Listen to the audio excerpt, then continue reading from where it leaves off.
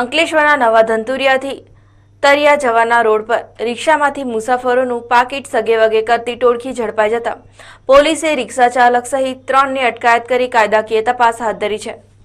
Police સૂત્રીય માહિતી અનુસાર અંકલેશ્વર તાલુકાના નવા ધંતુરિયા ગામના રહેવાસી હસમુખભાઈ ભગુભાઈ વાળંદ અંકલેશ્વર તરફ આવતા ગામના બસ સ્ટેન્ડ પર ઊભા હતા। તે સમયે GJSXX 4141 નંબરની રિક્ષા આવતા તેઓ રિક્ષામાં બેસી ગયા હતા।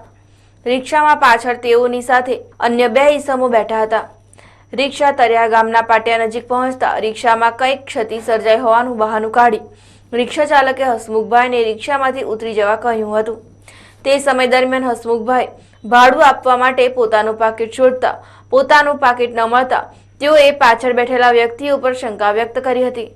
તે દરમિયાન પાછળ બેઠેલા વ્યક્તિઓના હાથમાં હસમુખભાઈએ પાકીટ જોઈ લેતા રિક્ષા ચાલકે રિક્ષા હંકારી દીધી હતી।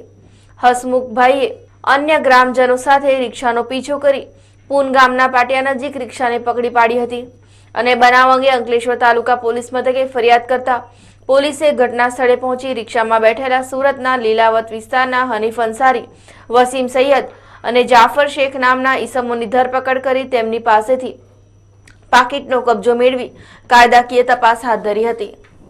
આ રિક્ષા ચાલકની તપાસ કરી આગળ આવતા એમને પકડી લેવામાં આવ્યો અને તેમાંથી ફરિયાદીનું પાકીટ તથા ₹500 રોકડા ચોરીમાં ગયેલ તે તથા 3 આરોપીઓ જે પૈકી રિક્ષા ચાલક હનીફ અંસારી, બીજો પાછળ બેસેલો તે વસીમ મોબીન સૈયદ અને 3 જાફર અખ્તર શેખ તમામ રહેવાસી સુરત મીઠી ખાડી લિંબાયતના હોવાનું જણાઈ આવ્યું।